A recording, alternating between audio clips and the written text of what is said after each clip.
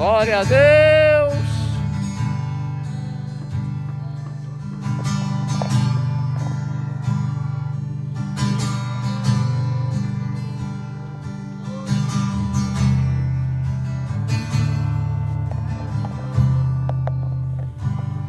Uma melodia, ele me encontrou, me cercou. Aleluia. Com a canção que me libertou dos meus inimigos, dos meus medos, me salvou. Aleluia. Eu não sou mais escravo do medo. Aleluia. Eu sou filho de Deus. Eu não sou mais escravo do medo. Eu sou filho de Deus. Aleluia.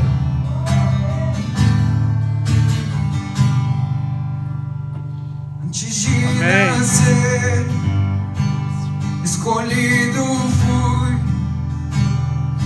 o meu nome me chamou. De novo nasci em sua família, o seu sangue me comprou. Eu não sou mais escravo do medo. Eu sou filho de Deus. Eu não sou mais escravo do medo. Eu sou filho de Deus. Mais uma vez. Eu não sou mais escravo do medo. Eu sou filho de Deus. Aleluia.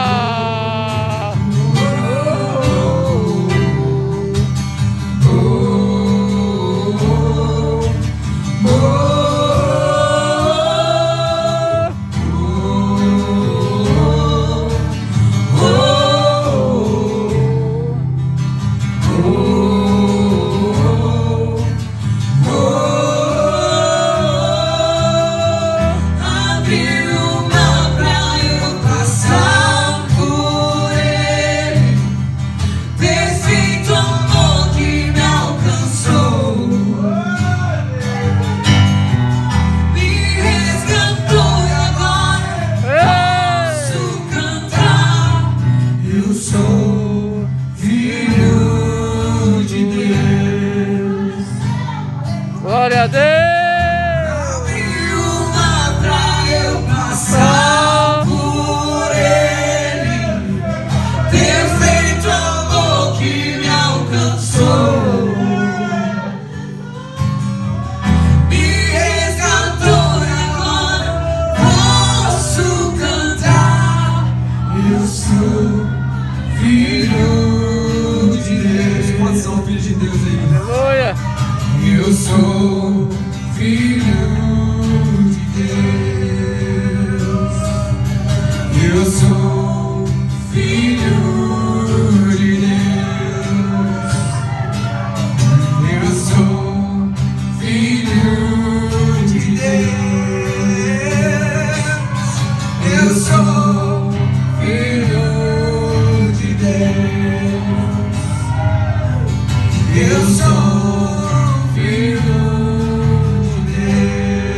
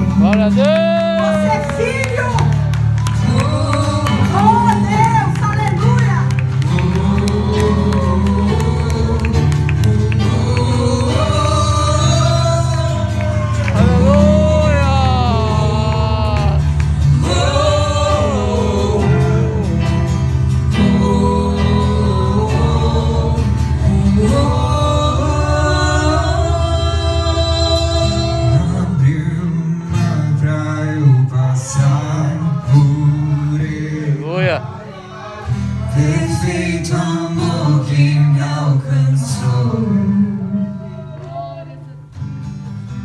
me resgatou e agora posso cantar. Eu sou filho de Deus. Declara quem você é. Aleluia. Eu sou Filho de Deus. Eu sou Filho de Deus. Eu sou Filho de Deus. Aleluia. Aleluia. Glória a Deus. Senhor Jesus. Nós Amém. somos filhos. Vamos aplaudir, né? Aleluia. Quanto mais exaltar Ele, melhor. Porque nós somos filhos e filhas de Deus vivo. Amém. Deus Todo-Poderoso. É por isso que o medo vai embora. É por isso que o medo sai da nossa vida. Porque não é qualquer pai que nos adotou. Foi aquele que nos conhece, aquele que nos criou. Então nós não temos que temer a nada. Porque maior é aquele que está conosco do que aquele que está no mundo. Aleluia. Aleluia. Ele é muito maior. Ele é Glória muito a mais Deus. poderoso. Louvado seja Deus. Nós não vamos perder tempo, porque nós queremos ouvir a palavra do Senhor. A gente vai Amém. orar hoje pelos pais que estão aqui.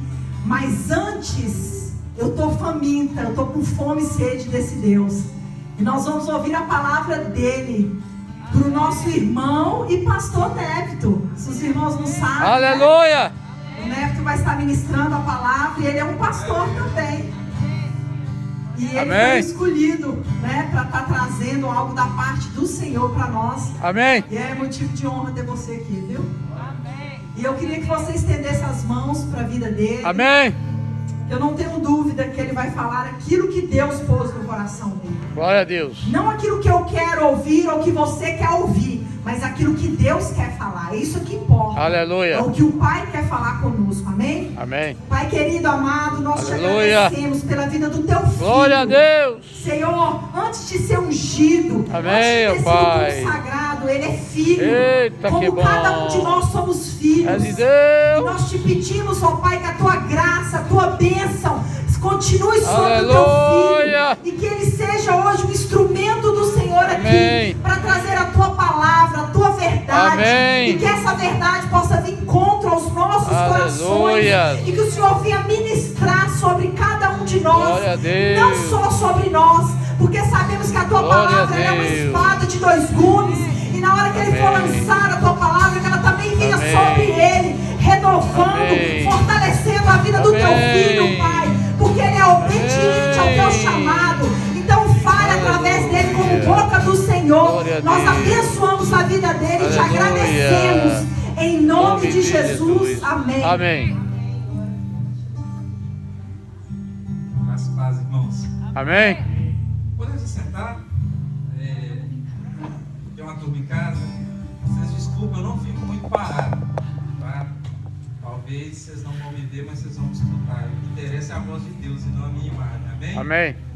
Então, sem delongas, né, irmãos? Como estamos todos aqui sedentos pela presença e pela voz do Senhor. Abre sua Bíblia, por questão de agilidade, eu vou estar usando aqui. Não vou abrir a Bíblia, porque senão eu delongo muito tempo também. Mas nós vamos dar uma passeada na Bíblia hoje, porque a Bíblia é autorização de vocês, amém? Amém. Porque nada vale eu vir pregar se eu não usar a Bíblia, né? Senão vai ser de mim. Então eu vou usar a Bíblia. Amém? Obrigado. Toma, abre comigo em João, capítulo 19, versículo 30. Quem achou diz amém. Aleluia. Quem não achou pode dizer misericórdia. Eu espero. Vamos esperar.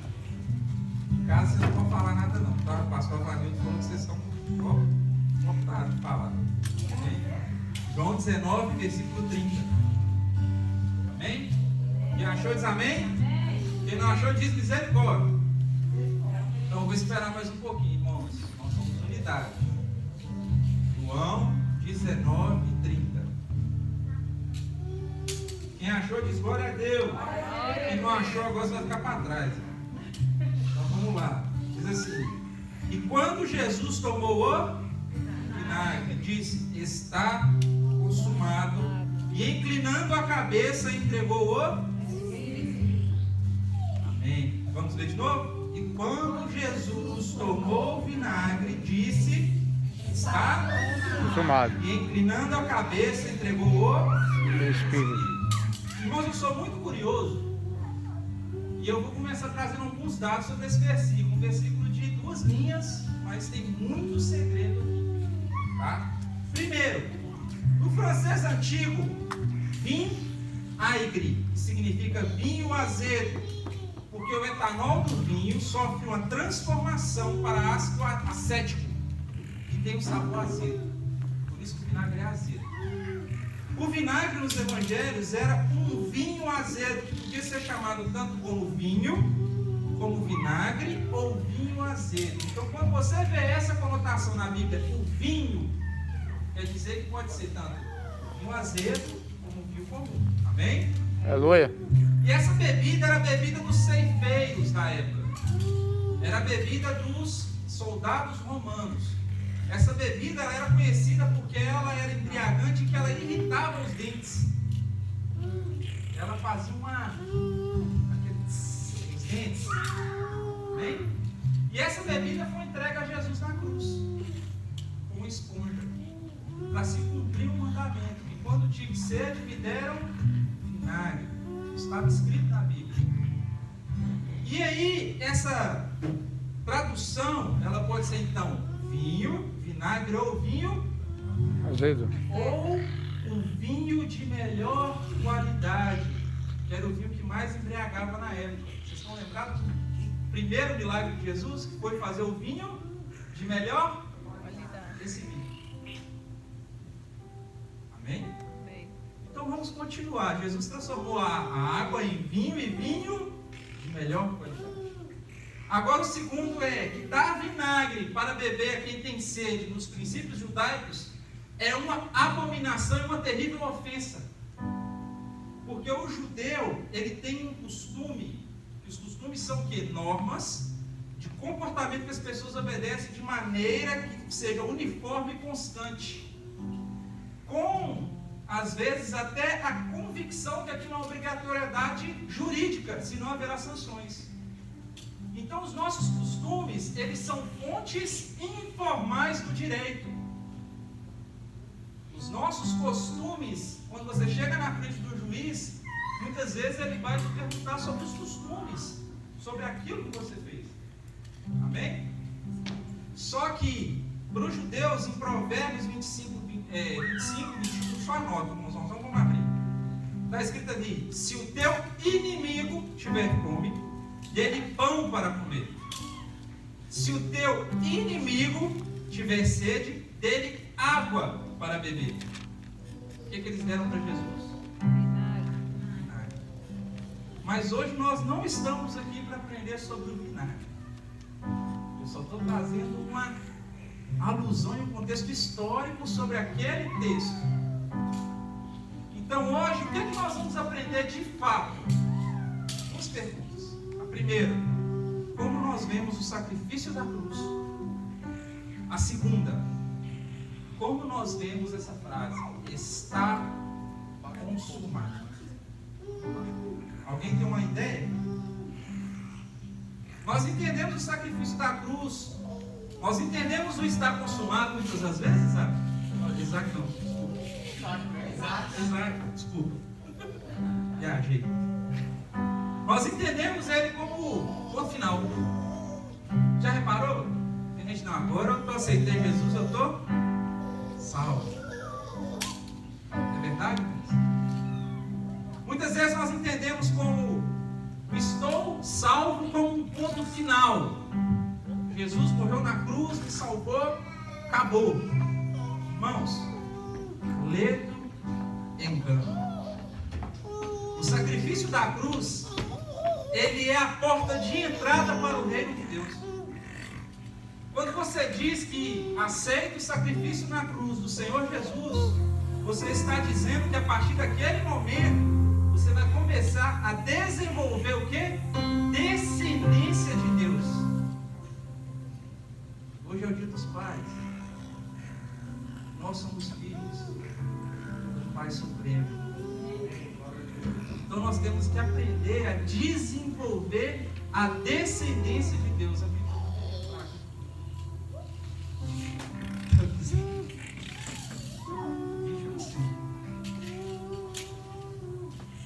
Então nós temos que entender que sim, o sacrifício de Jesus Cristo, ele consumou toda a obra. O sacrifício de Jesus Cristo trouxe a consumação de algo, mas não da sua salvação no total, porque ela é desenvolvida. O sacrifício da cruz, ele trouxe a porta de entrada do sacrifício completo. Sim, Jesus foi um sacrifício completo. Mas a obra de Deus, ela requer esforço, ela requer trabalho, ela requer morte do homem velho todos os dias. Quem aqui precisa matar o velho homem todos os dias? Amém. Aleluia. Achei que era só eu, gente. Nós precisamos matar o velho homem todos os dias. Isso se chama metanoia. Metanoia, para quem não sabe, é mudança essencial de pensamento e de caráter. Então nós precisamos entender que o reino de Deus ele é tomado por esforço, por mudança de atitude, por metanoia. Agora eu queria que os irmãos abrissem, eu falei que nós íamos dar uma voltinha na vida. Deu certo? Amém, irmãos. Voltei no outro canal, viu? Mateus, capítulo 11, versículos 11 e 12. Quem achou diz amém? Amém. Então eu posso ler, todo mundo diz amém?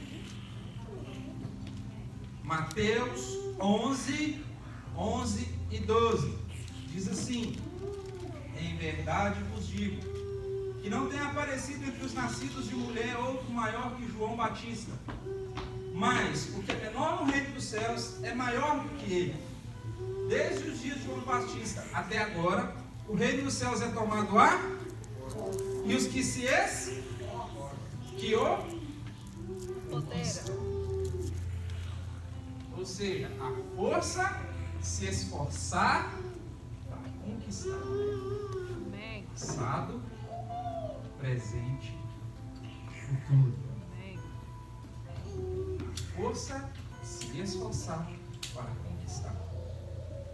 Então nós temos que ver que não é simplesmente aceitei Jesus, acabei a carreira, porque se você já fosse perfeito, Jesus já tinha recolhido. Só que aí a gente chega aqui e fala assim: eu vou viver o evangelho, mas fiquei meio torto, né, irmãos? Vou acertar para vocês. Pronto. Quase que bem, irmãos. Aí, deu nada. Será que vai me ajudar?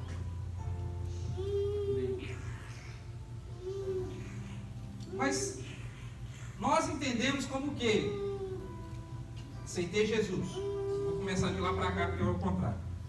Aceitei Jesus. E o fato de eu aceitar Jesus, eu já estou salvo. Amém? Amém. Mas existe algo superior. Como assim? O reino de Deus e a sua justiça. Só que nós entendemos como aceitei Jesus, eu fiz assim. Acabou. Agora eu já vou para o céu. Nós estamos no céu? Amém. O sacrifício de Jesus na cruz é suficientemente grande para transportar todos nós para o céu. Só que o reino de Deus, ele é a força. O reino de Deus, ele é o esforço. O reino de Deus é conquista. O reino de Deus é matar o velho homem. O reino de Deus é transformar de forma que todo mundo vai olhar e falar assim: pô, peraí, ele ali ou está? Não. Ontem nós estávamos na cozinha de casa e por um breve momento eu já estava com... Deus já tem me incomodado, essa palavra tem batido em mim todo santo dia, irmãos. Eu gosto de comedor de cana. Ele coloca, quando chega do outro lado ele dobra de novo, ele vai e coloca de novo, depois ele dobra de novo, ele vai e coloca. Aí durante o dia eu estou lá do nada, ele vai fazer assim em mim. Tu, cabeção. Tu, cabeção. E porque eu fico sendo moído todos os dias, a todo momento. Às vezes caladinho, às vezes eu falo, às vezes eu estresso. Mas a gente tem que entender que ontem nós sentamos para ouvir. E eu comecei a falar quem eu era. Eu falei assim, gente, vocês estão me vendo aqui, eu sou diferente. Há 5 anos atrás, essa pessoa aqui não era fácil. Aí eu comecei a contar algumas histórias. A minha esposa começou a relembrar algumas histórias da época que eu ainda estava no Brasil, da época que eu ainda estava na polícia. E aquilo eu comecei a parar para pensar, assim, realmente, Jesus mudou. Porque aquele caboclo ali não ia dar em nada não. Aquele ali, se continuasse naquela trajetória, hoje não estaria aqui falando para vocês não. Mas aí eu vim trazer o que é metanoia. Porque, por exemplo, se você tem um sonho, Isaac, de prosperar, ter um carro, antes de converter, ter um carro, ter uma casa, de romper financeiramente, para mostrar para os outros, ou para esfregar na cara de alguém, aí você converte. Aí você começa a ter o sonho de ter um carro, prosperar, ter uma casa, para mostrar financeiramente e esfregar na cara dos outros, só que agora gospel. Para mostrar que é capaz. E Deus tem nos convidado a mudar, porque quando você muda a mente, aquilo ali se transforma e o reino de Deus começa a ser a primazia do seu coração. Aí ele começa a trazer para você, né, que não, peraí, por que eu tenho que prosperar? Para poder servir no reino. Por que não o reino? Porque o reino de Deus não precisa ser abençoado. O reino de Deus já é a bênção. Então, quando nós entendemos que nós temos que abençoar no reino, aí a coisa muda. Aí nós começamos a fazer como Jesus, que pregava para engrandecer o nome do Pai. Como Jesus, que orava e curava para poder fazer as obras e honrar o Pai. Aí ele começa a ressuscitar mortos para engrandecer o nome do Pai. E aí você entende que você tem que ser, você tem que ter, você tem que abençoar para engrandecer o nome do Pai. Aí a sua mente muda. Aí a sua mentalidade transformou. Porque aí você vai entender que o Pai que está em você vai te mover a abençoar no reino. E quando você entender que é no reino, aí as coisas vão te alcançar. Aí tudo vai começar a correr atrás de você. Aí você sentado no sofá da sua casa, alguém vai te ligar e falar assim, eu estou no Brasil, você quer pegar algumas casas no mês que? Aí você vai estar na sua casa e as pessoas vão te ligar, eu preciso que você volte. Porque quando você está, tudo corre bem. Porque as bênçãos vão te alcançar. Porque você entendeu que você precisa, não por você, mas para estar abençoando no reino. Aleluia. Quantos irmãos de nós sonhamos às vezes em ter empresas grandes, carros, casas, coisas palpáveis, simplesmente para nosso reino. E nós esquecemos que quando nós estamos no reino, aquilo ali tem que ser uma ferramenta do reino. E quando você tem uma empresa grande, você vai abençoar no reino. E quando você tem uma casa grande, você vai abençoar no reino. E o seu carro vai estar disponível no reino. As mudanças têm que alcançar o povo de Deus, senão simplesmente vai ser um sonho gospel. Não vai ser uma ferramenta do reino. Não vai ser algo palpável no reino. Jesus curou, libertou, ressuscitou, expulsou um monte de gente cambista dentro da igreja. Por quê? Porque ele estava ali para engrandecer o nome do Pai e zelar pelo reino. Ele precisa zelar, você precisa zelar o reino. Entenda uma coisa, vou passar aqui para vocês aqui um princípio. Quando as ofensas forem a você, seja um cordeiro. Quando as ofensas forem contra o reino, se torna um leão. Assim como Jesus, que quando eles chegavam e ofendiam a ele era um cordeiro mudo, um cordeiro de cabeça baixa e manso. A partir do momento que ele viu no reino, na porta da casa do pai dele, ele transformou um leão. Ele deu chibatada, ele expulsou, ele gritou. Ele chamava os fariseus, que eram os religiosos da época, de raça de víboras. Ele transformava num leão, quando se era referente ao rei. Seja assim. Quando for contra você, abaixa a cabeça e entrega para o seu pai. Mas quando forem dar as coisas da casa do teu pai, as coisas do reino do seu Deus, se transforme em leão. Aleluia. Amém, irmãos? Abra comigo em Romanos. Vocês vão ler, eu vou ler, na verdade, eu gostaria que vocês acompanhassem com os olhos, eu vou ler em duas versões. Porque são palavras diferentes que mudam um significado completo. E eu gostaria que vocês acompanhassem aí. Quem achou diz amém. Romanos 8, 28 e 29. Quem estiver anotando, anota aí. Amém? Quem achou diz amém. Você em casa, você pode abrir também, tá? Romanos 8, 28 e 29. Posso ler? Esse aqui é conhecido, tá? E sabemos que todas as coisas contribuem juntamente para o bem daqueles que amam a Deus, daqueles que são chamados segundo o seu propósito, para os que dantes conheceu também e os predestinou a serem conformes à imagem do seu Filho, a imagem do seu Filho, a fim de que ele seja o primogênito entre muitos irmãos. Uma outra versão diz assim: sabemos que aos que amam a Deus, todas as coisas lhes cooperam para o bem. Quando fala todas as coisas lhes cooperam para o bem, está referindo que Deus, quando você o ama, faz com que tudo coopere para você. Porque esse lhes aqui é referente ao sujeito. E quem é o sujeito da frase? Deus. Então, Deus, sabendo para que todos aqueles que amam a Deus, todas as coisas lhes cooperam. Ou seja, Deus faz com que tudo coopere para você a partir do momento que você o ama. Só que nós entendemos o amor platônico de hoje. Nossa, eu amo tanto, mas não faz nada.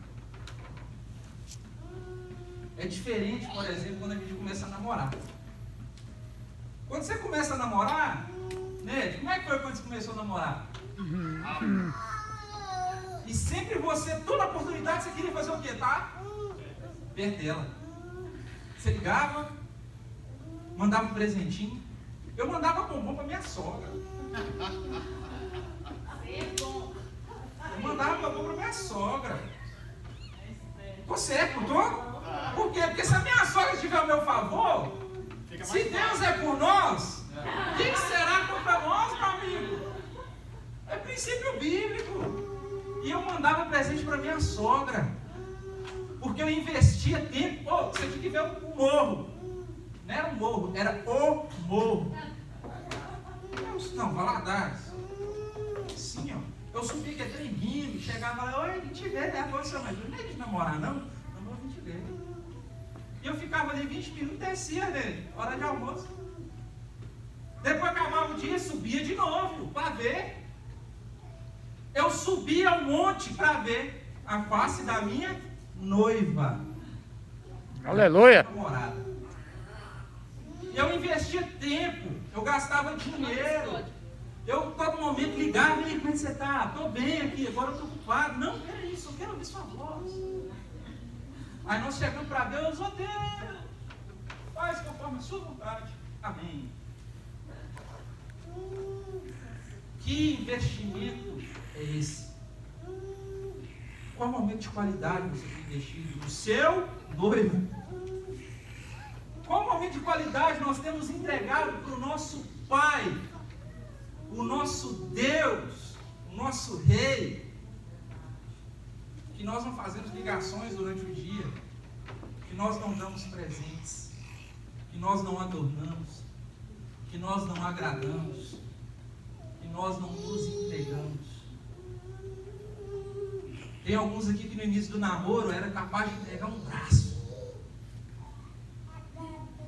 mas é incapaz de levantar 1 hora de oração, 15 minutos de oração, e falar assim: conserva o meu dia, comece meu dia de joelho, respeita a tua presença.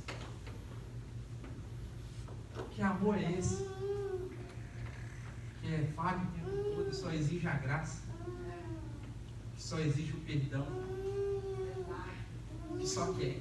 Amor sanguessuga, só quer usar, só quer abusar, só quer exprimir Deus até o último milagre. É incapaz de sentar e curtir a presença de Deus, de tomar um café com Deus, de ouvir quais são os seus pensamentos, ó Pai. Qual a sua história que o Senhor tem para me contar na Bíblia hoje? O que é que eu preciso aprender sobre a sua glória hoje? Eu e minha esposa, nós fizemos um propósito. Aconselho os casados a fazer isso. Nós lemos a Bíblia juntos. Hoje não podemos mais ler juntos, porque os nossos horários são quase totalmente incompatíveis. Mas aí, quando eu chego em casa, eu vim para ele e falar assim: eu já estou no Êxodo 20, ó. E a Bíblia fala assim: eu estou no Gênesis. E nós ficamos hoje competindo para ler. E cada dia nós lemos a Bíblia, eu falo assim: amor, eu descobri um negócio muito interessante. Ela o quê? Abraão fez isso, ela não sabia, mas você sabe, você ouviu isso. E nós começamos a compartilhar coisas da Bíblia. Amém. Porque nós descobrimos que há um Deus. Aleluia. E que antes de eu ser marido, eu sou filho. Antes de eu ser esposo dela, eu sou noivo de Deus. Eu sou noivo de Jesus Cristo. Então nós precisamos investir esse tempo com Deus, amá-lo sobre todas as coisas, para que todas as coisas nos cooperem. Amém, irmãos? Amém. Estão caladinhos? Glória a Deus. Mas há um segredo aqui também, porque todas as coisas só cooperam para aquele que tem uma ação. Quem não age, não tem como cooperar. Explica para mim, como é que você coopera com um cara que está deitado na cama dormindo, plena 2 horas da tarde nele? Só você deitar do lado e dormir junto. Agora, se o cara está levantando uma mesa, você tem como cooperar. Não, peraí, vou cooperar do lado. Está varrendo a casa? Não, eu vou cooperar. Vai pegar uma pá, não é? Se alguém está pintando, você vai cooperar, vai fazer o recortezinho, os tateados, vai novos. Enfim, você só coopera com quem trabalha. Não tem como cooperar com quem não age. Não tem como cooperar, desculpa o termo, é com a ameba, irmão. Você chega na pessoa com uma ameba. Ô fulano, bom dia. Gostei de Deus. Só coopera com quem faz. Ontem eu estava falando com a Genciela em casa, ela deu a graça de estar na nossa casa ontem. E nós sentamos na mesa e nós estávamos falando sobre linguagem. Lembra disso, Genciela? O brasileiro ele conversa com quem? Brasileiro. Americano com americano. Só que você pode falar inglês, mas você vai entender 100%? Não, algumas palavras fogem. Você fica assim. Mas aí, vamos aprofundar mais. Quando você chega no Brasil, você pega o nordeste do país e coloca para conversar com o sulista. Sabe alguma coisa? Só vai, homem. Bá, homem. Você não entende nada. Meu Deus. Aí você pega o goiano ou o mineiro, mais ou menos. Mas ainda tem uns negócios que não... Umas palavras que... Meu Deus, peraí. Né? Só o ar, eu acho. Aí você vira e fala assim... Não, mas... Aí quando você pega mais especificamente 2 médicos conversando... Os tempos técnicos de você fala português, ele fala português, ele está falando em português, você fala assim, o que você falou? Aí você pega um advogado, conversando, 2 advogados, você pega 2 engenheiros, aí você pega 2 ladrões, coloca do lado um do outro, eles vão conversar na sua frente, organizar um assalto na sua frente, você não vai ouvir, você não vai entender. Porque o linguajar é próximo. No reino de Deus é a mesma coisa. ainda está com linguajar lá do mundo. Tem gente que ainda está com os pensamentos. Isso tudo eu estou falando para você entender o que é metanoia. Só que Deus está procurando o quê? Afinar. Igual a mesa de som. Ele vai pegar os botõezinhos e vai afinar. Não, pera, eu preciso mais de grave. Eu preciso colocar mais um pouquinho mais de misericórdia. Preciso diminuir a violência. E ele vai afinar o seu linguajar para convergir em quem? Nele. Então, a partir do momento que nós voltarmos o olho para Ele, nós começamos a falar a mesma língua. Porque Ele vai encarregar de ajustar todos os microajustes Aleluia. e converter todo o intento do coração ao reino dele. Amém, irmãos? Amém. Misericórdia, da misericórdia você pode falar também, irmão. Só que tem um fato engraçado nisso, sabe, Isaac? Porque nós convertemos e nós pegamos nosso sonho mundano, fazemos ele virar sonho gospel, tira só as partes podres, né? Primeiro você queria um carrão para aparecer para as gatinhas. Agora você quer o carrão para aparecer para as gatinhas gospel. Tira a parte podre. Né? As irmãs do povo, né? Por aí vai. Mas aí vem um defeito. Por quê? Porque nós começamos a desgastar o nome de Jesus. Eu vou ter meu carro em nome de Jesus. Eu vou fazer isso em nome de Jesus. E não sei o que em nome de Jesus. E o nome de Jesus vai ser desgastado. Como assim desgastado? Nós começamos a perder a fé. Usando esse nome sem fé. Usando ele sem ação. Usando ele de forma banal. E no fim das contas o nome de Jesus vai perdendo a eficácia e o efeito na nossa vida. A ponto que nós paramos tanto de temer usar o nome de Jesus em vão, que nós começamos a temer mais a falar o nome Lúcifer. E ele fala, Lúcifer, misericórdia. Não, irmão, pelo... Só que aí fala de Jesus assim, em nome de Jesus, essa caneta eu vou escrever. E nós começamos a tirar o poder que há no nome de Jesus, e perdemos o temor do nome de Jesus, e começamos a colocar mais fé no nome de Lúcifer. Isso é coisa do diabo. O diabo está me atrapalhando a ter meu carro. É o diabo que está me atrapalhando a fazer isso. É o diabo que está me atrapalhando. Aí você começa a acreditar mais em Lúcifer do que em Jesus, que é o nome que detém todo o... Aleluia. E nós invertemos a coisa. Aí nós vamos entender, mas por quê? Que eu oro tanto. Mas Jesus me dá meu carro gospel. Por que eu oro tanto para que as coisas aconteçam e não tem acontecido? Aí você começa a desacreditar do poder que há no nome de Jesus. E vai falhando, vai minguando. Só que em João 14, vamos se vocês abrirem, só anotar. João 14, 2 ao 21, diz assim: em verdade vos digo que aquele que crê em mim fará este também obras que eu faço e ainda maiores. Porque eu vou para o Pai, e tudo que pedires em meu nome, isto farei, a fim de que o Pai seja glorificado no Filho. Se me pedirdes qualquer coisa em meu nome, eu a farei. Se me amares, guardareis os meus mandamentos. Eu rogarei ao Pai, e ele vos dará um outro Paráclito. Paráclito é consolador, intercessor, aquele que roga, amém? A fim de que esteja sempre convosco o Espírito da verdade, que o mundo não pode receber, porque não o vê, nem o conhece.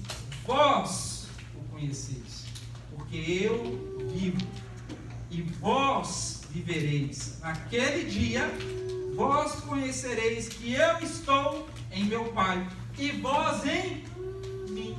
Se ele está no Pai, e nós nele, nós estamos em Deus. Aleluia. Não, vocês vão entender. Se ele é um com o Pai, e nós somos um com ele, nós somos Uníssono com o Pai. Nós somos um com Deus. Começar a entender. Aquele que tem os meus mandamentos os guarda. Esse é o que me ama. E aquele que me ama será amado por meu Pai. Eu o amarei e me manifestarei. Peraí. Vocês estão entendendo o que Jesus está falando? Não? Irmãos, espera aí. Jesus está falando para manifestar para você. Em você. Jesus, aquele que levantando os olhos falou assim: Pai, graças te dou porque me ouvistes. Mas não estou falando isso eu estou falando isso para que todos esses aqui possam saber que o Senhor me ouve. Não porque eu tenho dúvida que o Senhor me ouve. Então o que eu estou falando